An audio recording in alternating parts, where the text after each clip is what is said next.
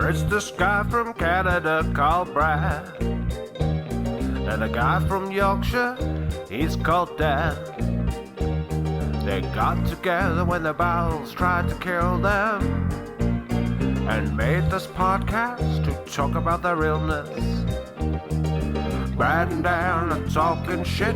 Brad and Dan are talking shit. Yes, Brad and Dan are talking shit to you and you and you. Good day, sweet, sweet listener. Firstly, we here at the Brad and Dan Talking Pod need to apologise. We have left you hanging on for the next episode of the world's greatest podcast about living with chronic illness for far too long. And that, my dear friends, is unacceptable. For this, we humbly and wholeheartedly apologise. But what could we have possibly been doing all this time rather than filling that great big Brad and Dan shaped hole in your hearts? Well, I, Dan, have spent my time backpacking from the UK to France, then all the way through Europe and ending my journey in Greece, joining cult after cult after cult along the way, dipping my 11 webbed toes into every religion I could find, from Seventh-day Advent hoppists to the mercurial frog-worshipping people of Andorra. But what was it I was searching for? Tranquility that only a religion/early form of societal control could offer? Or was it simply for a peace of mind in my life that would open my heart to the people of the world? Well, no. After 15 litres of ouzo mixed with the blood of a minotaur, I had the realisation that I will only ever be happy when I'm miserable. So on that discovery that I'm essentially Morrissey without the money, fame, or penis sprouting from my head, I returned to Blighty, ready to inflict my trademark sarcasm on the world. Brad, not to be outdone, moved his little family to Wall Street, started to dress and talk like the Wolf of Wall Street, and took about a hostile takeover of the street-side hot dog market. Brad's 12 inches, as it was called, soon became the talk of the town, cornering the market. Celebrities from around the globe came to feast on Brad's pork, but the rise was followed by the fall when it became apparent that Hollywood golden gal Cher had developed an unhealthy obsession with Brad's meat. Unable to live with what his product had reduced the large gun-straddling songstress to, Brad retired back to Canada, where he has just arrived back to spread the good word. Welcome back, Brad. How's your shit? My shit's rather confusing now. I just don't know how to feel about all of that. Yeah, well, for those who've been following, I guess it's almost time. It's almost time for our little one to be out of the oven. And I'm pretty sure that's all my shit, because we're like days/weeks out, and that's been my life. Pretty much. We are expecting you to bolt from the podcast at any moment. I was going to say, how funny would it be about this conversation about kids and all that if she came down and was like, it's time, it's go time. I would insist on a live birthing on the podcast. I actually will be taking photos, for ratings, but they won't be shared.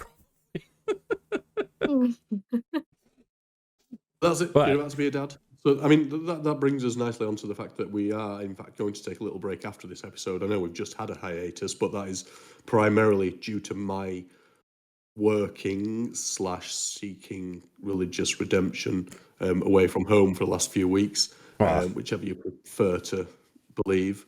But this is going to be our last episode while you take on the joys of fatherhood and the pains of fatherhood.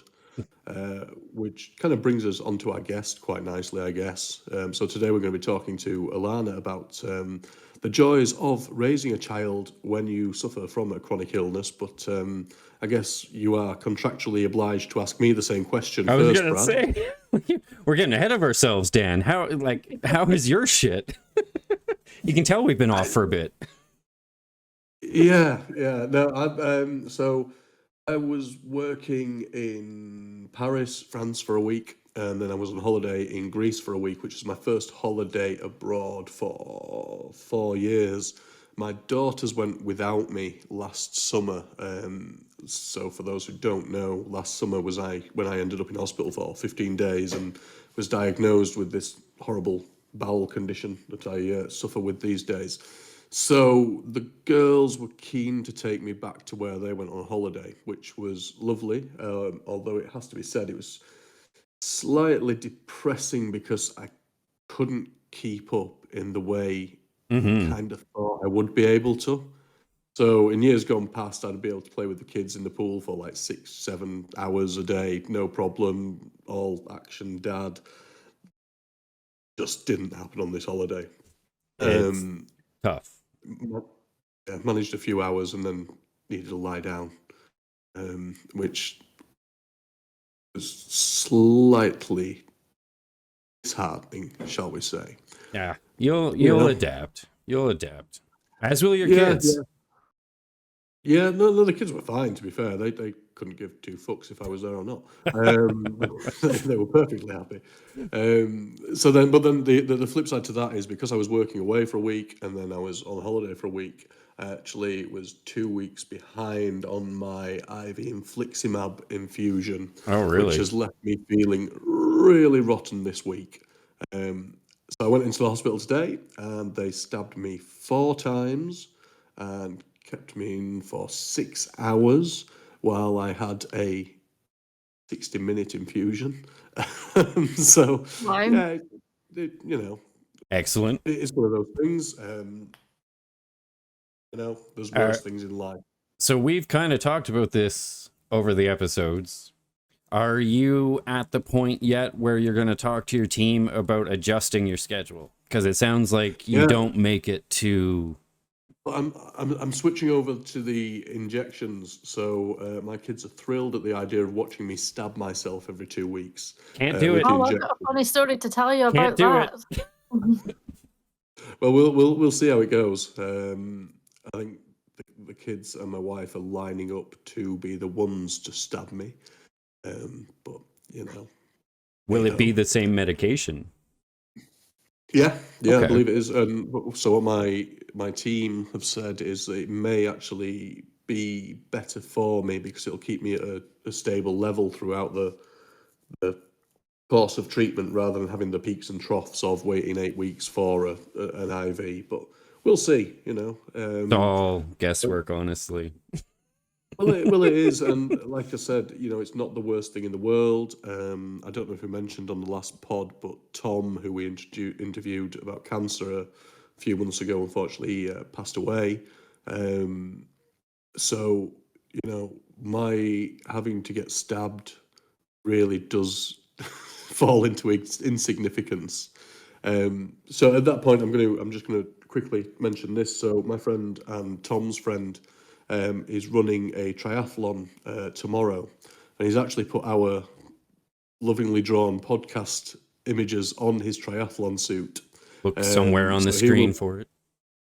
Yeah. We'll post all this on our socials, and we'll post a Just Giving page. So he's raising money for cancer research, as Tom did part this mortal coil from cancer. So if anyone is willing and able to just donate a few pence or pounds or dollars or euros or whatever you can, buttons, bottle caps, anything and everything is greatly received. So if you can have a quick look in the episode link, then the link description. to Just Giving page will be there. So on that slightly dour note, we will try and cheer things up.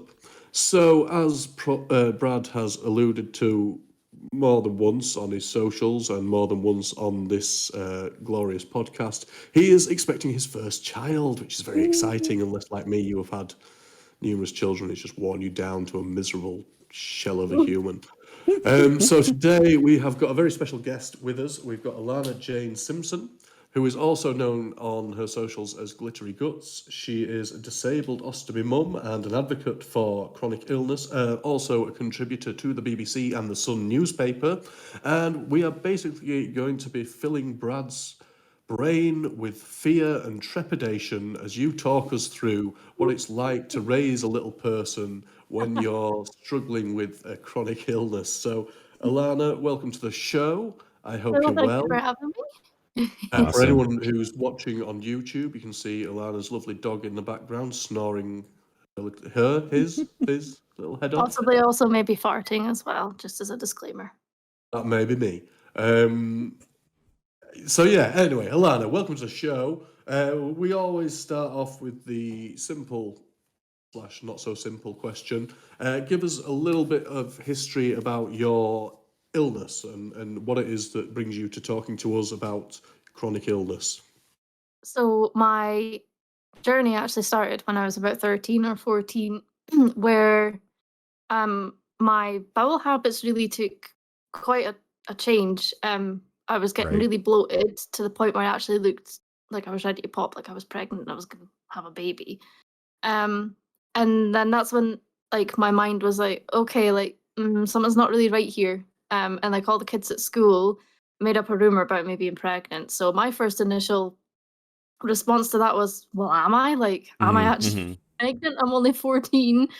I haven't got a clue about any of this. So, researched it and I was like, okay, well, no, actually, that's not what's going on here. Because I actually was on the mini pill from the minute that I got my boyfriend at that time. Right. So I started obviously going to the doctors because I would either go constantly, just randomly one day, I would just not be able to get off the toilet, or I wouldn't be able to go. I was severely constipated for weeks on end. Mm. And at school, I would just run to the toilets to just be sick, and then I would just go about my day like as normal.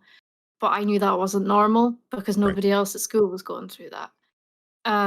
Then I started getting lots of infections, so tonsillitis, sinus infections, ear infections, urine infections. But they kind of never really said like why that was happening. And then obviously as time progressed, like I was going to the doctors quite a lot. So this is over the course of like 4 years, where they say, oh, it's just it's irritable bowel syndrome. Yeah. That was the first one.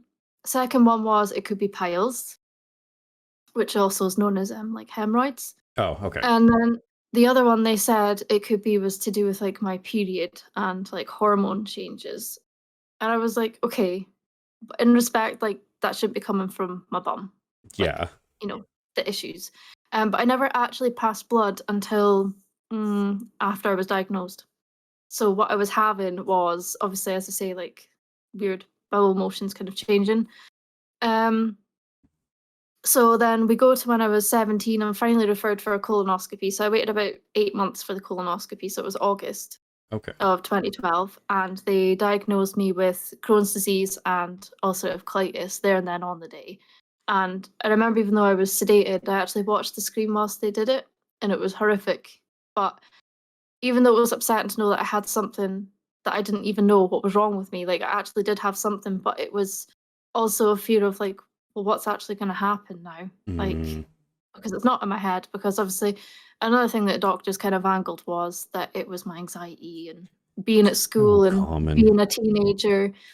And I was just like, that's really not what's going on here. And at the point of my colonoscopy, I was shopping in the children's section, age 11 to 12 years of clothes with my dad because nothing fit. At 17, like my priorities should have been like maybe going to college or learning to drive. Even though I had applied for college, it didn't work out because I spent most of my time either on the toilet at college, or I couldn't get off the toilet in the morning to get to the bus to get to college. Right. And then the same thing happened with work, where I could never hold down a job because, again, I was in constant agony or I was in hospital. And even just a week after starting college in 2012, I actually ended up in hospital after the colonoscopy. Just a week later after that. Um, and that first hospital admission was rough. Right. Because back then, the hospital back there, they didn't really have what was called a bowel ward. There was Okay. no like digestive disorders ward or anything like that. It was just like a generalized ward for people that had like bowel cancer or liver disease, or but it was like a big open ward, and there was only 3 toilets and 2 of them didn't have locks. So at 17, I Okay. was surrounded by older people, um, and it was just terrifying for me because I'd never ever even had a blood test really up until that year. Right. So it was really traumatic for me. Um, so then I tried obviously like the infliximab, which is what you were on, Dan. But then I kept getting too many infections, and then when they checked my blood to go back on it after clearing off antibiotics, they said I developed antibodies, and so I couldn't go back on it. Yep. So then they tried me on the Humira injections. Same thing happened. Made me more ill than anything and didn't really help the Crohn's either. Then they tried me on like an azathioprine, and I was allergic to that. So then I went on the brother Oh, yeah, sister yeah. one, and that actually did get me remission for a couple of months. And then that's when things take a worse turn, because in January of 2015, I caught a strain of food poisoning called Campylobacter, but the strain that it wasn't from the UK or something. I don't know. They tested my poo and had found the strain in my poo, and that a few other patients in the ward at the same time as me also came in with the same food poisoning. Interesting. So when people came in to visit me, they had to have basically the full COVID kit. The They were hazmat suit. proper kitted. Yeah. And it was kind of like these strange astronaut people coming in to see me every morning. And when you're half asleep and you're on pain meds, you're just like, whoa. That would be you kind of freaky. forget. That would be freaky. Yeah. So the majority of 2015 I spent in hospital. So in a total, as in not all at once, continuous, but a total on and off the whole year, I spent about 10 months in hospital. Okay. Where I would go in, I'd come out, I'd get a weekend pass, I'd go back in, not well enough to come back home, I'd go back home and end up a couple of days later. It just was a continuous cycle. And then in June of 2015, I got my stoma surgery because I ended up with sepsis. And they didn't really know that I had it because my blood tests and my stool sample and scans didn't show it. So they didn't know except from my symptoms. But I was really deteriorating and it was really scary. And then a couple of months later, after my stoma surgery, I still wasn't well. Literally after a week after getting home from stoma surgery, I was back in at the GP being like, something's not wrong. Like, my bum is on fire. And just as a disclaimer, even though I had my stoma and I had my rectum, you still pass mucus with your rectal stump. Yeah. I was constant, and it was like blood and really foul color. And I just knew something wasn't right, and I was in agony, and I was spewing on the toilet, in the sink whilst I was sitting on the toilet having to pass this horrible mucus because I was in so much pain. So then I had sepsis again in my rectum or rectal stump. Jeez. So then I got that removed. And then I seemed to be all right for a little while. And then kind of throughout the years until now, I've been diagnosed with other autoimmune conditions. And I was also told that they didn't think I could have children just 2 years after my stoma surgery. Not in the case of that I couldn't get pregnant, it was that I couldn't carry. Oh. Because every time I did get pregnant, I just miscarried. Oh, okay. Every time. So I was kind of like, "Oh, okay, well, I really wanted to be a mum, but I can't do anything about it." So yeah, diagnosed with lots of other autoimmune conditions, which affect my veins, for example. So I've got really, really bad veins. So poor Dan today getting stabbed lots of times every time you go in. And then I met my partner Jamie at the end of 2017. Okay. And a year later, I fell pregnant. But I got really, really poorly, and they weren't sure kind of how I was going to go. They were basically telling me that I should think about having a surgical termination because they weren't sure if, one, I would carry full term, two, if I did, would I make it through, and the third, obviously, is that would me and the baby not make it through. Right. So Just before that, we go any further down the story, yes. so when you said you were 17 when you were told that you potentially wouldn't be able to have children, obviously that's going to be massive mentally, but how did you cope with that news at that age, and especially at that age when 17, very few of us are able to Well, cope it with was getting up in I the wasn't morning, let 17. alone... I think it was in 2017, so how old was I then? I would have been 22. I think I was 22. Okay. Okay, but still, I mean, you're given that news at that age, it must be incredibly difficult to hear. What Yeah. was your mindset at that point? Were you thinking, well, this is, this is absolute, this is done, or were you like clutching at straws and I guess were you still hopeful that you would be able to get pregnant, or had you kind of given up on that as It was kind of mixed emotions. So first when like my consultant told me, like he was literally sitting on my bedside holding my hand. And I was like, why is he like what's gonna happen here? Like why why are are Right. you they about touching to me? tell me? Yeah. I thought they were gonna tell me like I was dying or something Mhm. and that I wasn't Yeah. gonna make it because like that's serious of how he came Right. across. Yeah. Um, but he was, he was like, Alannah, I'm really sorry. He's like, but I really don't think you're gonna be able to have children. And he's like, just like if we're here if you need us. Um, because I hadn't had a period in so long.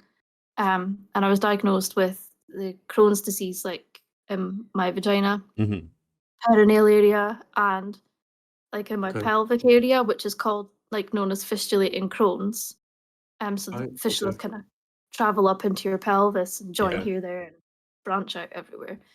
Um, but I was still like, oh my god, but I just really want to be a mum. But at the same time, that was before I met Jamie, so I was I can't remember if I was in a relationship or not at the time. But it wasn't anything serious. So I wasn't at that part of life yet where Yeah. that was something I could think about Right. then. Like I guess you actually were more. heading down the route of trying to get pregnant, but at the same time, Yeah. it's like, what if I do want to have children? Because I knew that I did at some point in my life. Yeah. Um, So were you slightly more focused on just getting well at that point rather yeah, than what was to come down the line? literally. Because as I say, like the relationship I was in at the time wasn't serious, so it was more just a focus of like trying to get Mhm. better, trying to get home to my own bed. Hmm. Yeah. Um, and there wasn't really any treatment they could give me that would help the perineal kind of vaginal pelvic Crohn's either, because I tried everything, or I was allergic to everything else. Um, so yeah, it was really difficult. I just remember like completely breaking down. My mum was with me at the time in hospital because what we did was we always waited.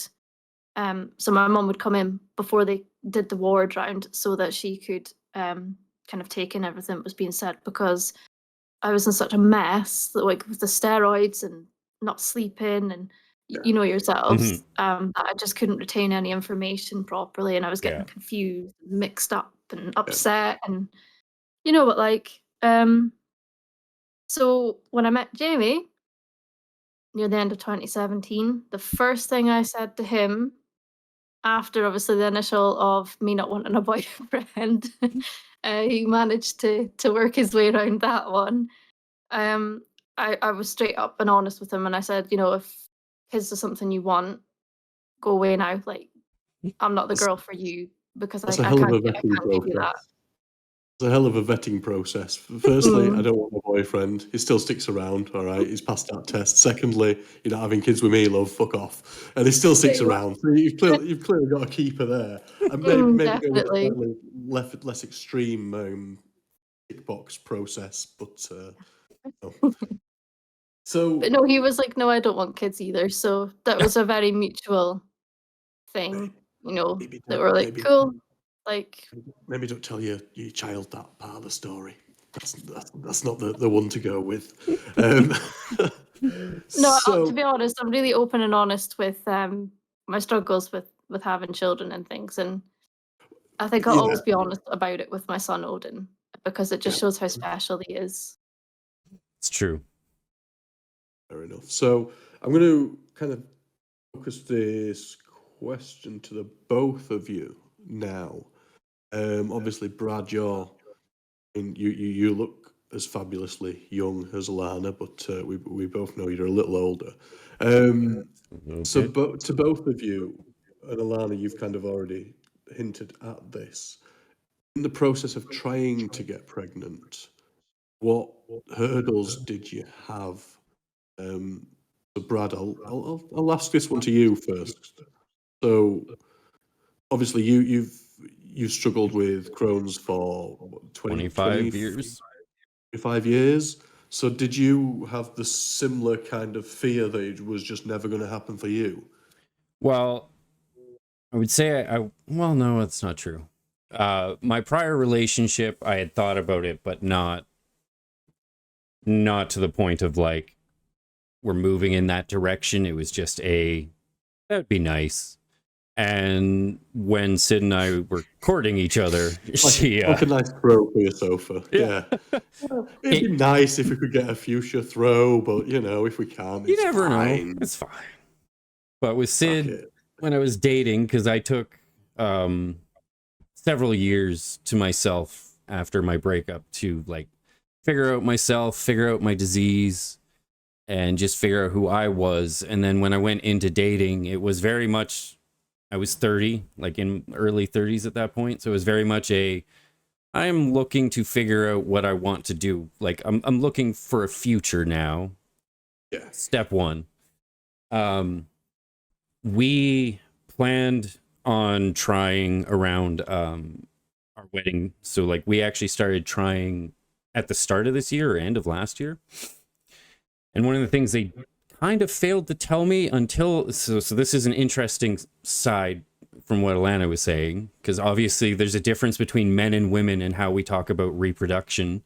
No one told me until they were literally about to cut me the F open that this was going to fuck up my fertility. So You see, I got that quite early on when they were talking about cutting me open. It was one of the first things that was said.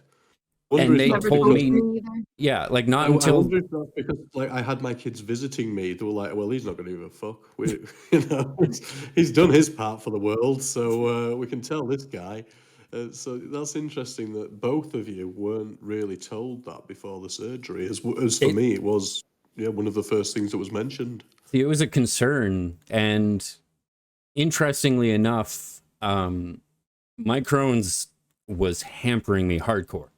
And I didn't realize it until Sid got pregnant, because like I said, we tried constantly like bunnies up until my surgery. We tried once after my surgery. 5 or 6 weeks later, it was like a special event we were at. Is this where you're one telling us time, you're the Luke one time. Skywalker at the Death Star post-surgery?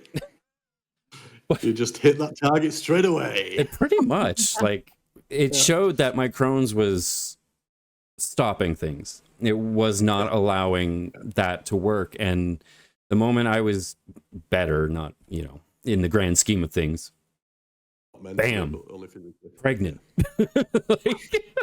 like, I'm not joking. It was the first time. And it was just like, damn, like, holy. You wandered around like Superman for a few days. It's like, it's time, guys. Come on, give me some applause. Didn't even have to try. So it's very interesting how it can affect things that you're not even aware of. Like, you're so focused on everything else that when you start to get into life events, you're not thinking about it as much, especially as a man. Like, I know it's a lot more. I wonder if there's a stress reaction there as well. So whether it's not so much the disease as the overthinking things, and maybe the increased cortisol is causing problems with things throughout the body, as we know it can. But to be honest, like, that's very much how it was for me. Mm-hmm. Even though like they'd said to me, "Oh, you can't have the children." Luke Skywalker bam first time thing, or the stress Kind causing of, issues. yeah. So like what both of you are saying. So obviously, as I said, like after I fell pregnant in 2018 and that ended in the surgical termination, that was a switch for me because it was the furthest I'd ever carried. And unfortunately, even though I was not well, Mm-hmm. but then my focus shifted to, if I can get well, there might be a hope for me. Right. So that was a huge turning point for both of us, because obviously going through something like that is really horrific. And actually, we didn't tell many friends or family that I was going through that. And so that's when we started trying. But obviously, I had a few miscarries. But the last miscarry that I had was near the end of 2020, Okay. 2020, end of 2020. So then at that point, that's when I changed again and was like, yeah, this just isn't gonna happen for me. Like, I just need to make my peace with it now. I have my dogs, I've got Jamie, like I've got I'll my go into that blog and order as well. yeah, like I've got Dog, everything I need. partner. So like I've got a roof over my head, it's whatever. Yeah. Then one time in January, nailed it, Fantastic. pregnant. So, I think this also has to speak about longevity of relationship as well. So if you speak to any couple who get pregnant within their first year of being together, they're like, "There's absolutely no way I could know what time, when it happened." You speak to any couple who've been together 5, 10 years, like, "I know exactly the day it happened. Yeah, I do. Yep. It I was March actually do. 13th, 2019." Yep. So yeah, maybe that's something to play as well. So Alana, Yeah. moving on a little bit. So you've now you've got a bun in the oven, and things are going well. How was the? This is a horrible term, so I apologise for it. But how was the successful pregnancy for you? Did you have many health issues during that pregnancy, or was it a fairly straightforward pregnancy? Or It was horrific. Yeah. okay. Well, now was it horrific in terms of your Health, unique health circumstance, or was it horrific as in the majority of horrific everything pregnancies? Mm. from the week I found out I was pregnant until 2 days after having Odin, I was really, really unwell. Hmm. So in early stages, as I'm not sure how Sid was, Brad, but I was being sick all the time. I couldn't keep anything down, and I kept getting urine infections because I was so dehydrated with being Right. sick all the time. My GP at the time was not helpful, Oh and she no. was just like, "Oh, just drink Lucozade, but the fizzy one." And Carbon then I is that actually got carbonated? Yeah, that's no good. I Yeah, think so, with you yeah, guys over carbonate. there. And then I spoke to my nurse practitioner, who was like, "Please don't drink that because it will Yeah. give you a urine infection." She was like, "Why? I don't know why she's told you that." And I was like, "Can I please, like, can I take anti-sickness? Like, I don't know because I've not had a medication review since finding out." Right. And then it was a long wait until I seen the midwife because they don't see you until 12 weeks, even when you're high risk. But then I had an incident where we had a dog at the time where it had a very high prey drive and it was like a working type breed that we actually Mm. ended up having to rehome because I was pregnant after this incident. It had dragged me along the garden to try and kill the neighbour's dogs, Oh and I no. was terrified that I'd lost the baby. So they took me in and gave me an early scan, and everything was okay. So I got to see little baby Odin for the first time.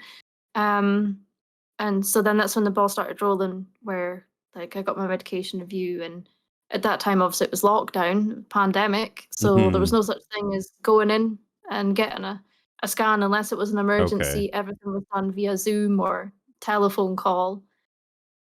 Um, I forgot what the question was now. Just how the pregnancy went for you. Oh yeah, So yeah. Um, I mean, my wife in her first pregnancy, we were both student nurses, and she would literally get up, be sick, go to the bus, be sick at the bus stop, take the bus to the hospital she was working at, be sick in the bin by the bus stop, walk into the ward, be sick there. So I mean, the morning sickness, I think, is dependent very much on the person. But it's a then I lie. suppose you. It's a Well, lie. It does not morning sickness. It is oh Oh, no, it's a anytime term. it's Yeah. constant sickness. Okay, yeah, okay. So just Well, 24-hour sickness for 3 months. Um, but I guess the complication comes from the fact that as someone with a ostomy, hydration is such a massive issue anyway. Yeah. Then anything you're taking orally is just coming straight back out again. yeah. So I guess that's a key takeaway point for anyone listening to this who may be hoping to get pregnant or is pregnant that, best of luck. It's going to be a bumpy ride.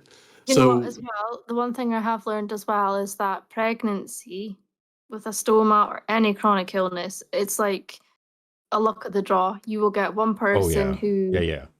had no Absolutely, issues whatsoever. Yeah. Then you get people like me It's who had every single not- possible problem that you could have. It's not even the Um, person, it's the child.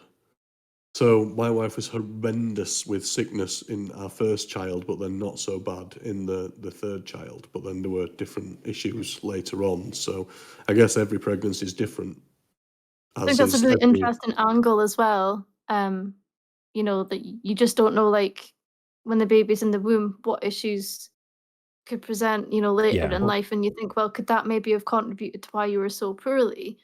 But with my pregnancy, it was literally just down to my body and chronic illness because baby was taking everything from me, and I was suffering as a result. But at the same time, I was just glad because I had such a healthy baby. It was spot on the growth chart and percentiles and all that Right. malarkey. Just spot on with everything. So that's really what kept me going. But I was constantly being sick.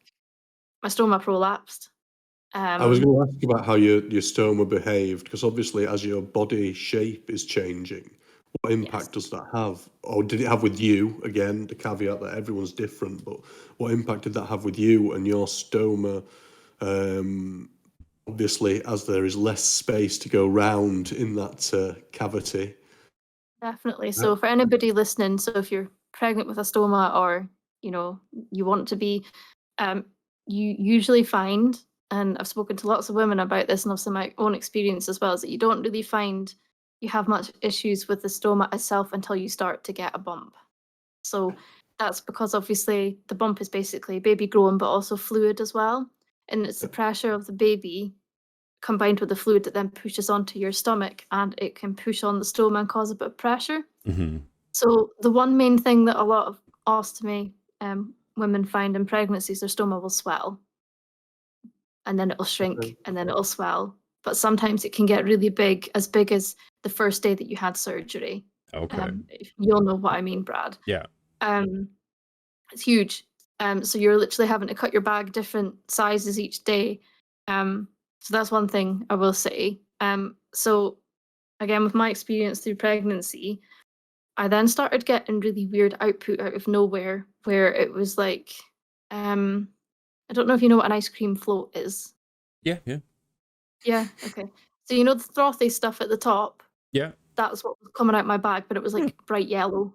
Oh, weird. And I was like, something's really not right here. So me thinking like, have I got an infection in my bowel or what is going on here? It was so acidic that it was burning through my bag. Like it was just disintegrating the base plate of my bag and burning my stomach. Like my Jeez. skin was red raw.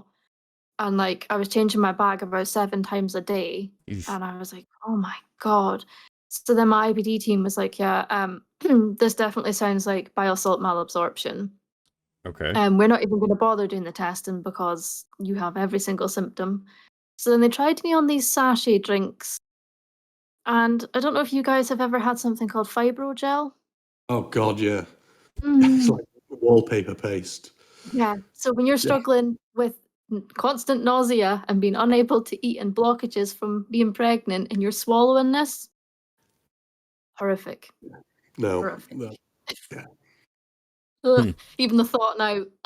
Yeah, to be fair, I'd never been pregnant, and the thought of it is making me gip. Fibrogel, I thought I'd never see anything like that in my life again because doctors kept trying to prescribe me that. It's grim. So Very grim. with But I never managed it. But anyway, I just kept carrying on like that, and I ended up in hospital with those issues and being not well. And I'd actually, even though I had such a good bump, I was really thin. I'd lost a lot of weight because I wasn't eating. yeah. And then again, because obviously baby Odin, he was getting everything he needed. So I was just like, I wasn't like a skeleton, but I was very, very thin. And then I developed PGP, which is pelvic girdle pain. Okay. So I don't know what you guys call it over there, Brad, but it's basically because the weight of the baby's so heavy on your pelvis, you get really bad pains in your joints. Okay. Yeah. So I Yeah. was Yeah. really in a lot of pain, and obviously I couldn't take any pain medication because the ones that they would normally give you I couldn't have because they made me sick. So I was like, nope, I'd rather just deal with the pain, thank you. So then that was one other problem, and then another problem was my kind of dizziness and stuff. Don't really know what was going on there. Postural Um, hypertension. Yeah. I was gonna say. are I you all see. right? Okay. Voice from the Oh, beyond. okay. That's a nice interruption. Anyway, so yeah, I was mostly bedbound because I was getting so dizzy all the time. Like I just felt lightheaded Mm-hmm. constantly.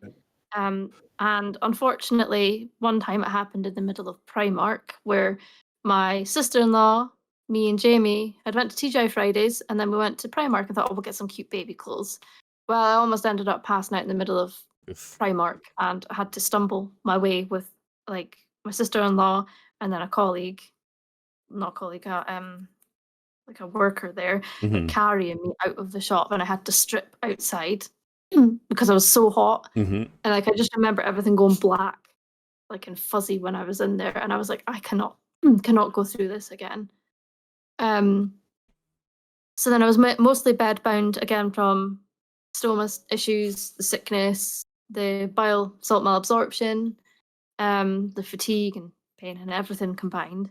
And then before having Odin, I think I had him at 37 weeks. Then I was in Okay. there already for 2 weeks. So I was in roughly about 35 weeks.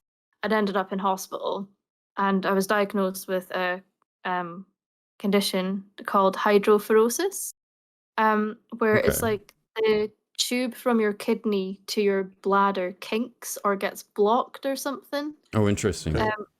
So that was actually caused by Odin and the fluid. So it was pushing on that part of my kidney, and it was only in my left kidney, and it was excruciating. I just remember being in so much pain, and I had a lot of urine retention, like from it, because obviously, like I guess it causes that. Um, so that was horrific, and then obviously I kept getting infections and things whilst I was pregnant as well. Right. So And to spin on from the delightful pregnancy you've had, let's go on to the joys of childbirth. Well, hold on. Before she moves on, I want to ask one question because so I think I may have talked like to you personally. We have a friend in the States that is it was a day off from us and has UC. sorry, 2 seconds. Yeah. Biggie, can you stop that, please? Fucking hell. What's he doing? Fucking licking his lips. I'm sorry, it's one of those pet peeves that just really pisses me off. I don't like We should it. say that was the dog and not me. You do that Anyway, a lot carrying too. on, Brad. I do, Your friend, well. your friend in the States. So there, obviously it's going to be different because you had to go through all this during lockdown. She had a high risk OB. Did you have anything like that? Yeah. Okay. So you had a more high end medical team based around that because you're, she's turning around again. Because you're high risk you're probably even more high risk than her because she doesn't have a stoma, right? So I was curious how that worked. So I was always told from the get-go that you're high risk if you've got Crohn's. Yeah. I think it's IBD in general. Yeah. And then high risk if you've got like a stoma or, like any other conditions. Mm-hmm. So I was mostly consultant led. Okay. So like I would see my midwife like every so often, but then I'd have to go into like the big hospital to see like consultants.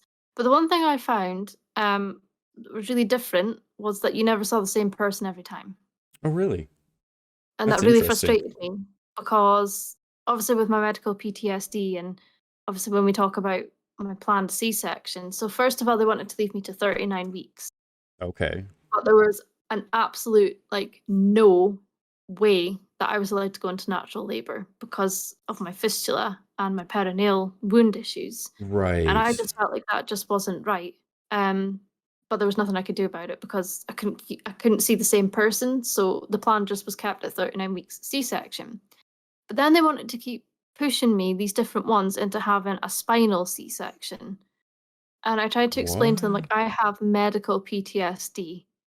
Like, I can't even get a scope now without breaking down and shaking and vomiting and just completely losing it.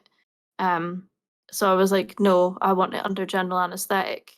And there was one that I seen who was like, yep, no problem, that's fine, and put it on. But the other people wouldn't do that. They just kept trying to push me into having a spinal because obviously, yes, that is better for the baby I and never like it is heard of better that. for you. But I was more concerned about the trauma and how my body was going to react to that trauma during that time.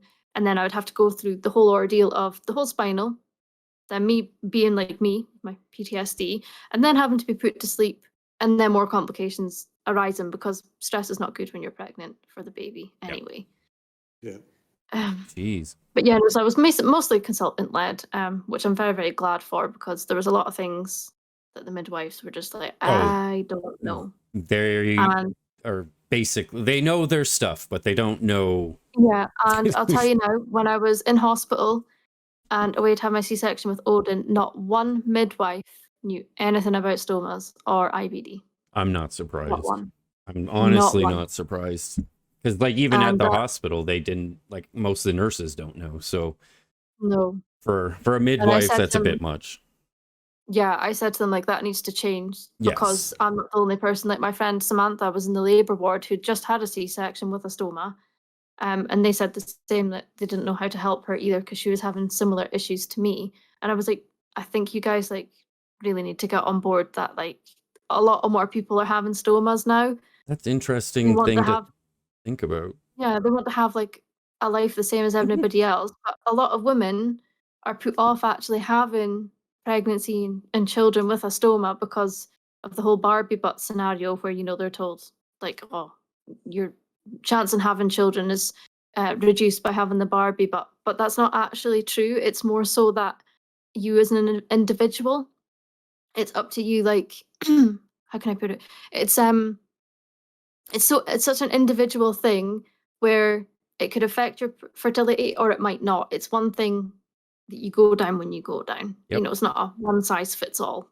As everything with these health issues are, it's none of it is one size fits all. We are all different. Yeah. Ugh, I hate when they try to do that generalized thing. But saying that, for anyone listening, for future midwives, you've got a bit of a opening there. There's no midwives doing ostomy care. Like, let's put it out there. It needs to be sorted. And I was really, really badly let down by my stoma nurses during that hospital admission That's and the bad one too. before. So both of my hospital admissions when I was pregnant with Odin, they would not come and see me. So there's And both the ward kept ringing. both And this sides is two need. separate hospitals, so the maternity hospital and then my normal bowel ward, like, Okay. hospital. Both ringing and emailing and asking, like, please, can you come look at her stoma? Like, obviously we don't know how to help her. It's up to you guys. And they says, oh, can you pass on a message to Alannah? And this is sure. Can you ask her to take a picture and send it in an email?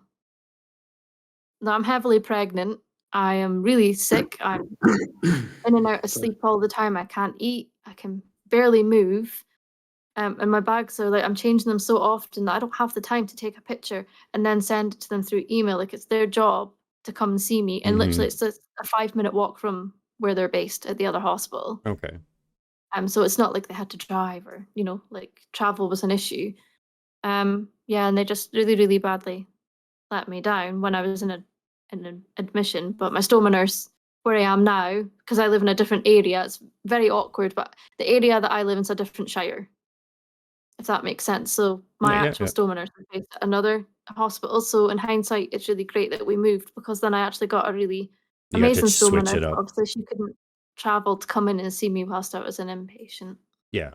No, I that was one of the things when I was first branching out and meeting more UK people, was I was trying to take in your system, because obviously I've got ours and I like compare it to the American system a lot because I have a lot of American friends, but then taking in the UK system and being like, okay, how's this work? The one interesting thing was, you can confirm if I'm wrong, is your health teams are based on where you live and are given to you?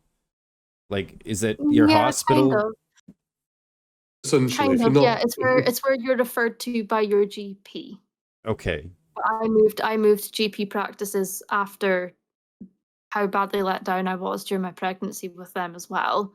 To get a different team, do you have to move, or can you go to your GP or No, you- whoever and be like, hey, they're not working for me. I need Yeah, someone. either or, yeah. Okay.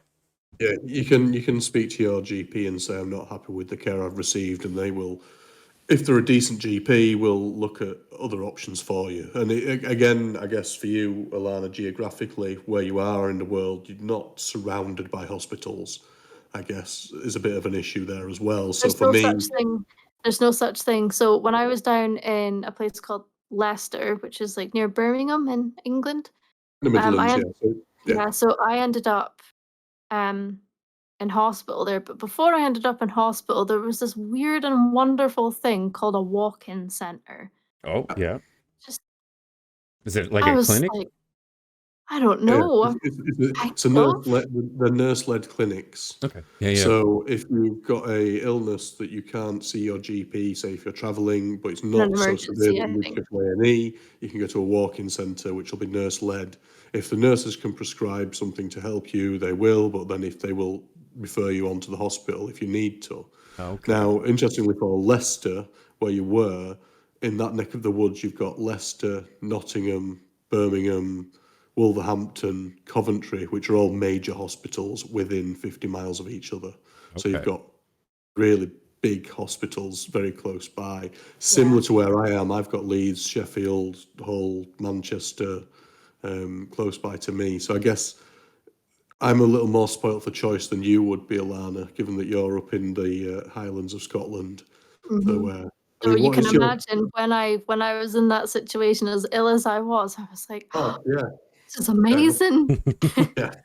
Okay, So that's interesting. I think we need to bring this forward a little bit to what I'd hoped to do from this episode, and that is terrify Brad about the joys of raising a small person, just in general, but more so for the wheelhouse that we're in this podcast. So, given your chronic illness, how have you found the raising of your child? So, to take away from the pregnancy and the birth, actual raising of the child. Obviously, it's fantastic and it's best thing you'll ever do. That's a given if Absolutely. normal, unlike me.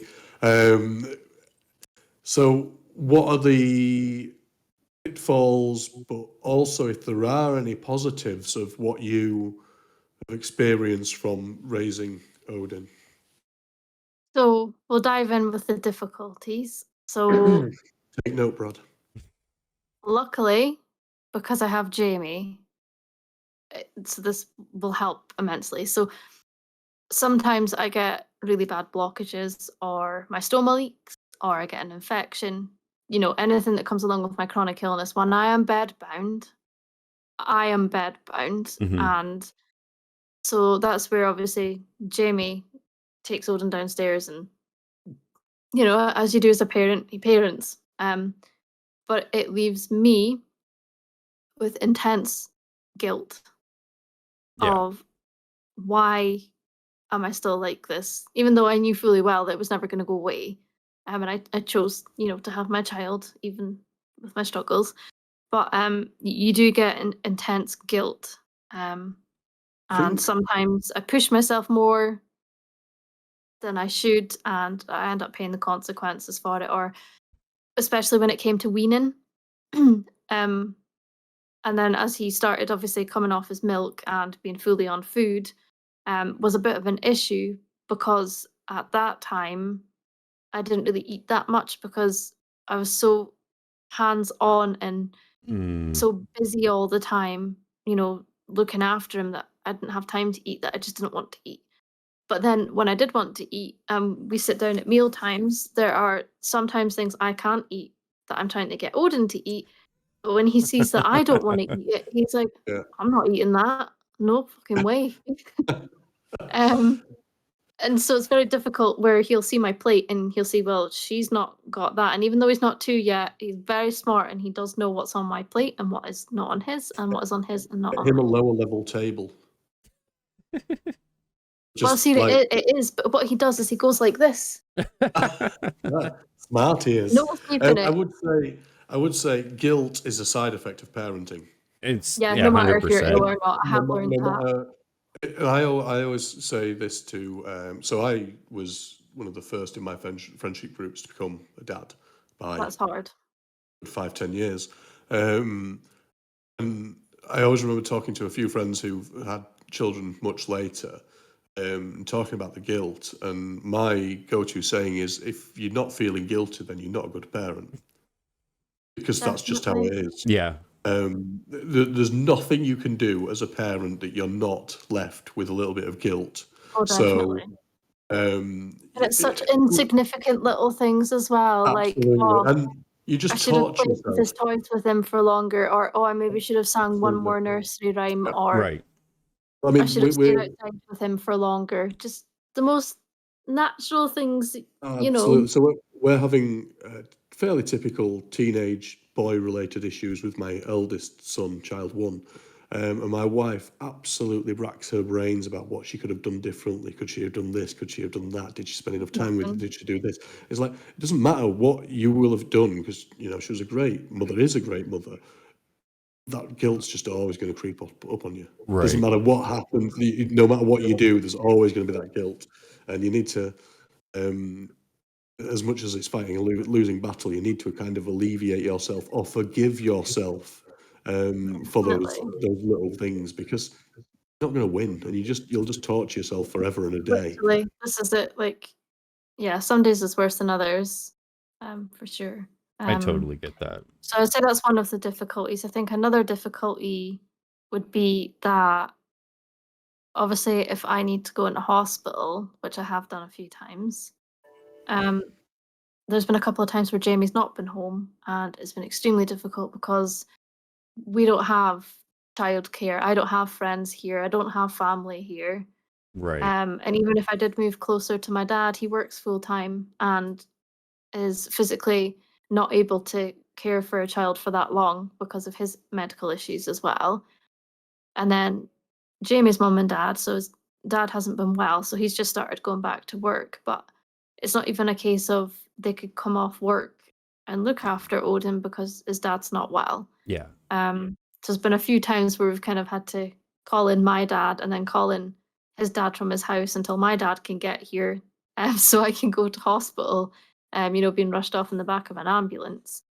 Um, and then I suppose another difficulty, but hasn't really hit yet, is kind of so Odin's very much a mummy's boy. So anytime I go upstairs where I need to lay down, or if I have to go to the toilet or to go shower, he throws a fit and toys are chucked and terrible twos tantrums. Um, but I think if it's inevitable that me and Jamie will need hospital admissions, throughout his life. So I think that is one difficulty that I haven't come across yet, but I will expect to happen is like, oh, where's mummy? Why is mummy not home? Right. So that is one thing that I am dreading a I, lot. I would say from my experience, so even though I wasn't diagnosed with UC until last year, I have had numerous hospital admissions over the years for different things, which are probably linked in the grander scheme of things. But kids are phenomenally resilient, and I know you hear this banded around, but so I was in probably talking. In fact, it just came up on my Facebook timeline. I was in 10 years ago with skin infection that hospitalised me for about a week. The kids didn't give a shit. In the nicest possible way. They're just like, "Where's Dad? I was in hospital. All right. What time's Paw Patrol on?" They are phenomenally resilient. And again, I think it's a thing of you kind of beating yourself up over something that you have no control over, and also the kids, they just know the life that they know. Yeah, So True. they I think don't that's get maybe hung up on. where we will come into difficulty because so every night and every nap time it has to be me that puts him to bed. He will Yeah, not so go to sleep if Jamie does it. yeah, child one was like that. Yeah. And the only way we could get him to go to sleep, and I'm not recommending this, but you can give it a go, was we had to play "Hurt" by Johnny Cash on repeat Oh. on the stereo at the top of the stairs every night for about 3 weeks. Yes, The he probably only thing that would get him to don't like sleep. And I that think song anymore. it did take a while to be able to listen to it again. Has to be said. Oh, But that's a great choice though, Johnny Cash. Like, yeah, Now, is well, it the it's olds tones, I think. or the like his original version or the version when he was old and raspy? So the Hurt one is it's a Nine Inch Nails song to the original, but the Johnny Cash cover was on the America. I think that album, was I yeah, think. okay. I think that's the one. Yeah. He's like It's super like raspy. his last single before Yeah. he died. Oh, it's good. Yeah. That's a good one. Yeah, we're moving on to a very different podcast. So, Brad, have you got any questions? Fire at the expert while we have her captive and her dog snoring away in the background. Well, see, a lot of it rings the bells, right? Like I want to be very open with our daughter and or kids in the future. I've seen a lot of things online of ostomy parents being like showing them and teaching them about their ostomy and all that. I saw one, I don't know where it was. I thought it was really cute. Daughter was helping her mom cut her bags and stuff like that, and then she also would like absolutely just loved her mom's stoma. Like she thought it was great and loved listening to it fart and stuff like that. So I think being super open, super clear about everything will be the way forward. I don't know how it will be, honestly. It's going to be interesting.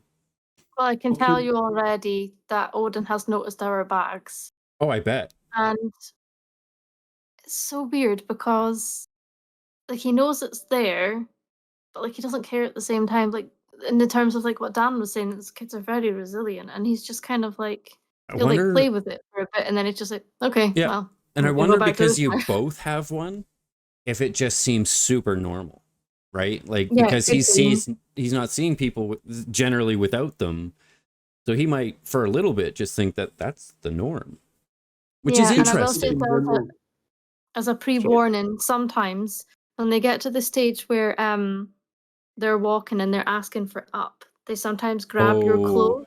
Yes. It's been a few times. Last week he ripped Jamie's bag almost clean off. Not on purpose. Just No. because he was pulling at his top, like wanting up. So we've been trying to teach him, like, please don't grab people's clothes.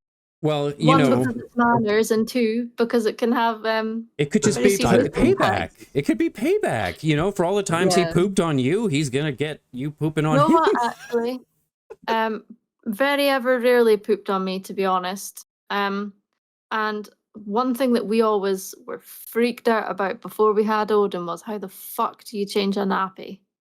Right? No clue. Never had no experience. None of us have had experience with kids ever. Mhm. Never fed a kid, been around kids really. Like my friends would bring their kids round and I told them as a baby, but that would be it. There would be no care involved. Hand It them is back literally when they start to smell. but no, literally it is exactly the same as how you care for your stoma. There's barely any difference at all. One day it could be explosive shit. The next day it could be like a big dollop. Just Yeah. literally is no different, and the smell's no different either. Honestly, I've said this to Sid. I like Crohn's 24 years or so until I had my stoma. I fucking hated shit. I hated it. I hated touching it. I hated smelling it. I hated seeing it. Hated everything to do with it. Now that I've got my stoma, I could care differently. I get it on me. And I'm like, Yeah. okay. Like it's Well, we need to keep going. I'll wash my hands after. If there's a wipe there, I'll wipe it. yeah. If not, it is what it is. It kind of is a little bit different when it's your baby's shit, because you're like, oh my god, it's all over my hand. Or you'll get like times where like you'll be sitting there and you'll be like,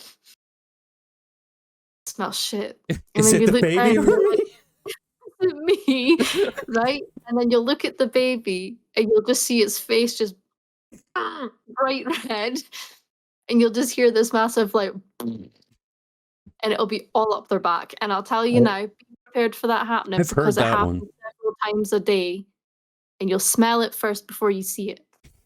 I don't think we've ever had a conversation which is quite as on point with this podcast's Talking name shit. as the conversation we're having now. You're listening to Talking Shit with Brad, Dan, and Alannah. So yeah, anyway. I'll tell you what, and I People think step. Dan will very much agree with this, that I think one of the biggest positives in becoming a parent is just watching something like you've created. It's like, it's really weird. And be prepared for Sid to cry a lot after you have the baby too, for no reason. Literally, she could be like with me, I was eating my favorite meal, for example, and burst out crying. James just like, what's wrong? And I'm like, nothing's wrong, really. I just wanted to cry. Fast forward 16 years and they'll be crying because they've left the home. Yeah. But no, it's the real big positive is really just watching like a life you created grow older, and in a reverse effect as well, it's also very emotional because your baby's not a baby anymore. Totally. So, I would definitely, just say, just to feel what you feel. Like, don't be ashamed you're crying because your Oh, yeah. baby's starting walking now, but then you're looking through photos on your phone like, it was only just yesterday that they were just this tiny little thing that couldn't even lift up their head. And it's the same when Odin started learning his first words. I was like, oh my God, like he's growing up so much. And I look at photos all the time from last year to this year. Last year, this time, like I had this tiny little baby that could barely even crawl, and now I've got this little walking, talking thing that farts all the time and wants to eat all the time and always wants cuddles.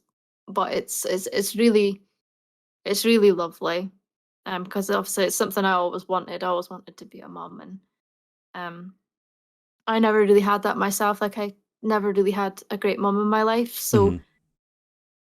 You also learn as well when you become a parent what you don't want to do, what happened to you, or how your parent may have parented you. It's all a learning curve as well. So things that you didn't like as a child, you can try your best to be like, well, actually, no, I'm not going to do this that way. Or like for me, example, one of the ace things is like I'm a really big kid, so things that I didn't get to have as a child, I'm like, Odin's having this and he's doing that, and we're taking him to here, and like taking the good out of the bad Mhm. for me, and me also being able to relive my childhood a little bit. That It's is great one of fun. the best parts. You can just be a kid with your kids. But Exactly. I think that's a pretty good place to end this recording. I don't know if you guys agree, but it's a nice positive note. I like it. Well, Joy. I also need to empty my bag. oh, there you go. There we go. I'm okay right now. See, anyone on the podcast for future episodes, past episodes, if you see me doing this, it's probably because I'm checking my bag. Like earlier, I was like this. I saw you doing that because I actually saw you do that, and then I looked down and I was like, no, I'm good. A little reminder. Yeah. Usually she's doing there's it, the I've weight. done it. It's the weight that gives it away. I don't right. So the weird thing with me is because I had my C-section and because I was stretched so much, I've actually lost a lot of feeling under my stoma. That makes So half of the sense. time when it fills, I'm none the wiser. That makes It a just lot of becomes a habit sense. that I have to check now since having Odin. I constantly do a little, like, even though I can feel it, I'll like put my hand down and like give it a little like squeeze. I'm like, okay, that's how much. Like, I don't know why. You as well. So me and Jamie as well. We have like what's the word? Like a limit, a poop limit. So you know how long you can leave it for. Mhm, And you're mhm. like, so like an extra line in bed. So you're like, okay, it's quarter full. I'll be fine. And then when it gets like half full, you're like, yeah, I should probably empty it now. And then when it's full, you're like, fuck. See, I don't like letting it get to a certain point. Most times in bed Yeah. is the one place I push it, and I paid for it earlier this week. Not Yeah. in bed, thankfully. I've been lucky that way, but it was full as fuck. And I went to let the air out because I have a 2-piece. all of that Oh happened my was the God, you bag just told went, me what happened. just fell off and like poop on me. And I'm like, this is the start of my day. Did it not go on the stairs as well? That was another time. I need Oh my to God. I need to start I need to watch when You I'm need to sort releasing your the shit air. out, Brad. Brad needs to sort his shit out. Literally and figuratively. You heard it here And on first. that bombshell. So, Oh, thank you very jeez. much for joining us, Alannah. I hope you've had Thank you a for having fun me. evening with us. I did. We are now going to take a little break from recording while Brad adjusts to his new member of the household. So So, we will be excited. back Oh, in a few months, maybe with an extra member of the team in Brad's room. So, it's so take funny because care, you'll just guys. be sitting speaking and all you hear is just. Yep. I'm ready for it. We'll see. G for G will also be different. I'll have a little baby in my arms. It'll be good. Definitely. But Okay. Take care. We will be back soon. Peace. catch you next time. Bye. There is this guy from Canada called Brad, and a guy from Yorkshire, he's called Dan. They got together when the battles tried to kill them, and made this podcast to talk about their illness. Brad and Dan are talking shit. Brad and Dan are talking shit. Yes, Brad and Dan are talking shit to you and you and you.